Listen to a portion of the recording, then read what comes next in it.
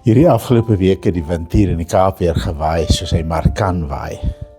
Gisteraand het ek eers in my huis gesit en lekker veilig gevoel, maar soos die wind hier om die hoeke huil, hoor jy die goed klap en kraak en kreun, en toe moes ek uitgaan, en ek loop so om die kerk en die wind huil so om die hoeke en die bome se takke swaai. En dan besef 'n mens, maar joh, dis 'n wille wind hierdie. 'n Wind waaraan jy moet kan vasstaan. Op die skerm wys ek nou vir julle 'n prentjie oor hoe mense in die stad loop as die wind waai. Een nou aan 'n paal vas, die ander een beur so vooroor. En dis maar hoe dit gaan in die wind. Jy moet jou staan ken as jy wil vasstaan in hierdie wille Kaapse wind. Paulus sê, as 'n mens in die geloof wil vasstaan in hierdie wêreld met sy stormwinde, dan moet jy ook jou staan ken. En dis waaroor Efesiërs 6, ons laaste boodskap uit die boek Efesiërs, waaroor dit gaan, oor vasstaan. So kom ons lees wat Paulus sê, Efesiërs 6 van vers 10 af. Ten slotte, vind jou sterkte in die Here en in sy geweldige krag. Trek die volle wapenrusting van God aan, sodat jy staande kan bly teen die listighede van die duiwel. Vir ons is die stryd immers nie teen vlees en bloed nie, maar teen die owerhede, teen die magte, teen die wêreldheersers van hierdie duisternis, teen die bose geeste in die hemelruim. Neem daarom die volle wapenrusting van God op, sodat julle op die dag van onheil weerstand kan bied en nadat julle alles uitgevoer het, staande kan bly. Staan dan vas, deur julle heupe te omgord met die waarheid, julle te bedek met die borsplaat van geregtigheid en deur die bereidheid van die evangelie van vrede as skoene aan julle voete aan te trek, en by dit alles die skild van die geloof op te neem, waardeur julle in staat sal wees om al die vurige pyle van die bose te blus. Dra ook die helm van verlossing en die swaard van die Gees, dit is die woord van God. By elke geleentheid, wanneer julle bid en smeek, moet julle telkens deur die Gees bid. Daarom moet julle waaksaam wees deur volhardend te pleit vir al die heiliges. Bid ook vir my, sodat wanneer ek my mond oopmaak, die gepaste woord vir my gegee mag word, om met vrymoedigheid die geheimenis van die evangelie bekend te maak. Hiervoor is ek 'n gesant in kettings, sodat ek vrymoedig daaroor kan praat, soos ek moet. Wanneer Paulus sê, ten slotte, wil hy sy laaste opdrag aan hierdie gemeente gee. En jy kan dit saamvat in die 2 woorde, staan vas. Hy sê in vers 11, trek die volle wapenrusting van God aan, sodat jy staande kan bly. En dan kom hy terug daarop in vers 13, neem die volle wapenrusting van God op, sodat jy weerstand kan bied en staande kan bly. En dan weer in die begin van vers 14, staan dan vas. Staan dan vas. Nou miskien moet die mense eers vra, waarteen moet ons vasstaan? Wat is die wilde wind wat Paulus beskryf, waarteen ons moet vasstaan? En hy sê baie duidelik, dis nie ander mense nie. Baie keer as ons praat oor die goed wat vir die lewe vir ons moeilik maak, of 'n uitdaging of 'n stryd maak, dan koppel ons dit aan mense, die een doen dit, en daai mense doen dat, en daai groep doen dit. Maar Paulus sê nee, ons stryd is nie teen vlees en bloed nie.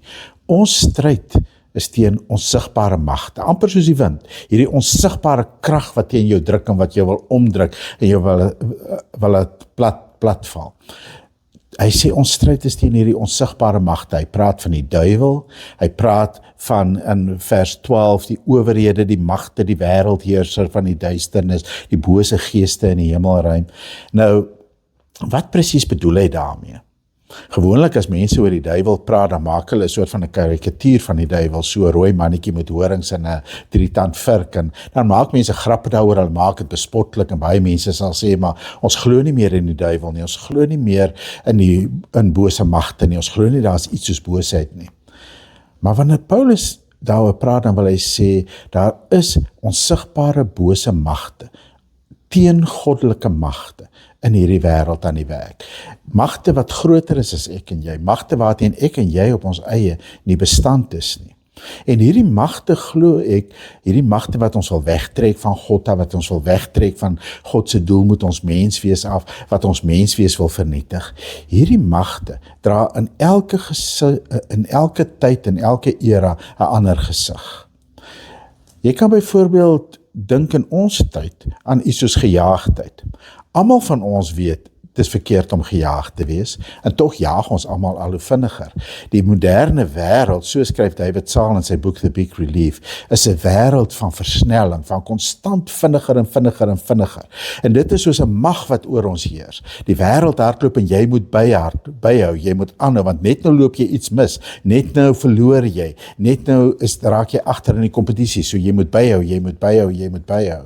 En David Saal sê hierdie gejaagdheid het vernietigende uitwerkings vir ons verhouding met God, ons verhouding met onsself, ons verhouding met ander mense, ons verhouding met die skepping. En hy noem veral 3. In die eerste plek sê hy, het maak ons al hoe angstiger, want ek is bang ek loop iets mis, ek is bang my krag raak op, ek is bang ek kan nie byhou nie, ek is bang ek verloor in die kompetisie. En daai angstigheid maak, dat ons op die ou einde ingebuig raak op onsself, dat ons so behep is met al die goed wat ons moet doen, en wat ons nog wil doen, en so angstig is oor alles waarby ons nie uitkom nie, dat ons uiteindelik onsself isoleer, ons buig in na binne, of ons tree na buite aggressief en ongeduldig en kwaai op. So dis soos 'n bose mag, wat ons in die greep van angstigheid kry. Hy sê 'n tweede ding wat hierdie gejaagdheid aan ons doen, is dat dit maak dat ons uitgeput raak. Nie net moeg, sodat jy nou 'n bietjie moeg is en dan gaan slaap jy en môre staan jy weer vir fris op nie, maar dit 'n moegheid wat dieper lê. 'n Moegheid wat sê jou geestelike krag, jou geestelike reserves is totaal uitgeput. Jy het niks meer waaruit jy kan put nie. En nou, omdat jy al hoe vinniger en vinniger hardloop, kry jy ook nie tyd om jou as dit ware weer te put uit die lewensbronne wat daar vir ons is, om weer krag te kry nie. Jy raak gedreineer, jy raak moeg. Die derde ding wat hy sê wat dit doen is, dit maak dat ons verhoudings ontsettend oppervlakkig raak, want ons hardloop by mekaar en by God en by onsself verby, so ons raak vervreemd. Ons raak vervreemd van God, vervreemd van die wêreld, vervreemd van mekaar en selfs vervreemd van onsself, en ons bly maar net aanhou hardloop. En nou sit ons met hierdie innerlike leegheid en met hierdie angstigheid, maar dit bind ons amper om net al hoe vinniger en vinniger te hardloop. So ek dink dit is 'n bose mag van die tyd. Iets wat ons almal weet verkeerd is, maar nie een van ons is heeltemal bestand daarteen nie. En die vraag is nou, as hierdie gejaagdheid soos 'n wind oor my lewe waai, hoe bly ek staande in die geloof? En nou wil ek terugkom na daai prentjie van die 2 mense wat in die wind, in die Kaapse Dokter as dit ware, staan. Die een hou aan 'n paal vas. Sy hou aan 'n uiterlike vashoupunt vas. Die ander een beur teen die wind in met die innerlike krag van sy skelet en sy senings en sy spiere. Hy het 'n innerlike wilskrag, wil ek amper sê, om teen die wind in te gaan. En 'n mens kan sê, net so het ons in die stryd van die lewe ook 2 goed wat ons kan help. Jy het jou uiterlike goed wat jou help, uiterlike vashoupunte, en dit kan verskillende goed wees in jou lewe, of jy dalk innerlike, daai wilskrag wat jou deurdra, wat net sê, ek wil, ek kan, ek sal, ek moet vorentoe gaan. Die probleem met al 2 hierdie goed, is dat dit nie betroubaar is nie. Jou uiterlike vashoupunte kan in een oomblik wegval onder jou, as dit iets is soos jou beroep sê nou maar, jou vermoë om hard te werk, jou sukses, die bewondering van ander mense, jou bankbalans, wat ook al. Dis goed wat in een oomblik kan wegval. En dan val jy maklik plat. En partykeer lyk mense uiterlik sterk, omdat hulle een of ander vashoupunt het waaraan hulle vashou, maar as daai vashoupunt van hulle weggevat word, dan val hulle uit mekaar uit. Maar met die innerlike een, wilskrag, het ons presies dieselfde probleem. Want 'n mens kan dalk vir jouself vertel, my wilskrag sal nooit opdroog nie. Maar ek het al mense gesien wat innerlik sterk is, of wat dink hulle is innerlik sterk, wat dan skielik gekonfronteer word met die een of ander krisis, en dan hou hulle wilskrag het ook nie. Dan kan hulle nie meer nie, dan wil hulle nie meer nie. En dan verstaan hulle nie hoekom hulle nie meer kan en wil nie. Nou wat vir my interessant is van die manier waarop Paulus oor die wapenrusting van God praat, is dat dit gaan oor 'n uiterlike en 'n innerlike bron van krag. Hy sê in vers 10, vind jou sterkte in die Here en in sy geweldige krag. Dis ons uiterlike bron van krag, om vas te hou aan die God wat ons vashou, om vas te hou aan sy krag, om vas te hou daaraan dat sy krag genoeg is om ons deur te dra, ook in die tye wanneer ons eie krag min raak of selfs heeltemal opdroog, dat sy krag ons kan deurdra. En dis in 'n sin kan jy sê dan 'n uiterlike vashoupunt. Ek hou vas aan die Here. Ek kyk weg van my eie swakheid, van my eie krag, van my eie vermoëns, van alles in myself, en ek kyk na die Here en ek vertrou volkome op die Here en ek hou aan hom vas, en ek vertrou daarop dat hy my vashou. Maar wanneer Paulus nou oor die wapenrusting begin praat, dan raak dit 'n meer innerlike ding. En dis vir my interessant, want eintlik is die beeld van wapenrusting lyk nog baie uiterlik, né? Die tradisionele beeld van 'n wapenrusting, soos julle nou op die skerm kan sien, is amper soos 'n dop wat ek om my sit. Die borsvering en die helm en die skild en so aan, is soos 'n dop wat ek om my vorm, soos 'n skilpad se dop, sodat ek uiterlik beskerm kan word, terwyl ek hier binne dalk miskien swak is. Maar as jy gaan luister hoe Paulus praat oor die wapenrusting, dan praat hy eintlik oor innerlike werklikhede.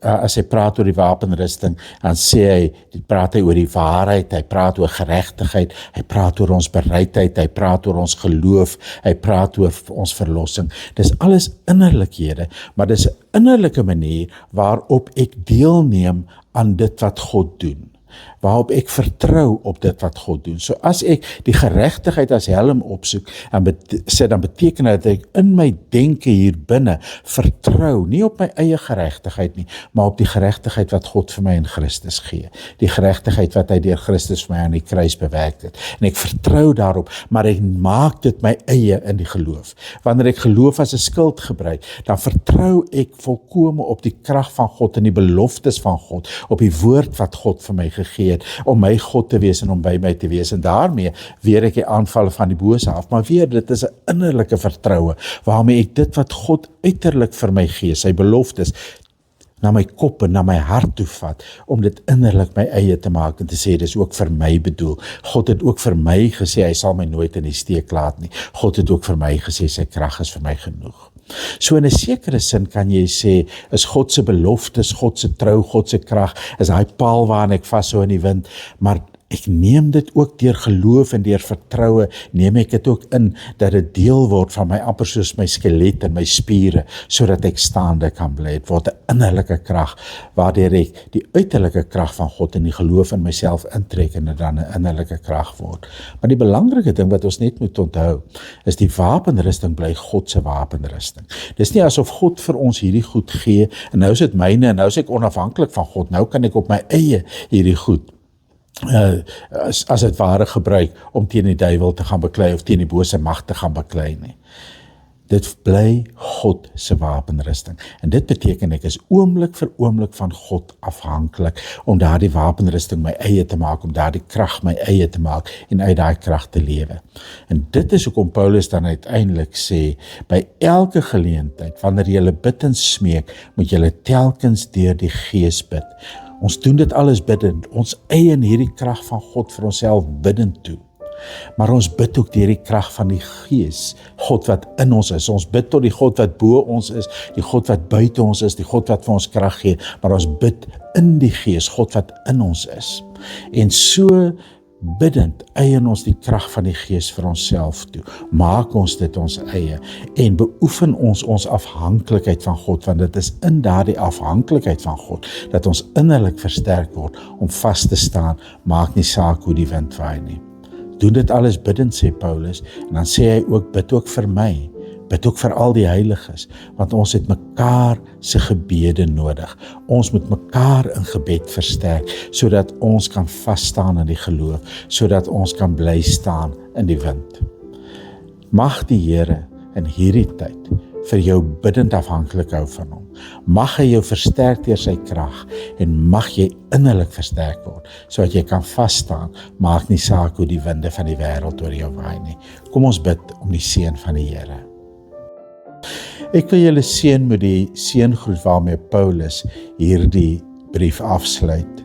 Vrede vir julle, en liefde en geloof van God die Vader en van die Here Jesus Christus. Sy genade bly by almal wat ons Here Jesus Christus liefhet. Amen.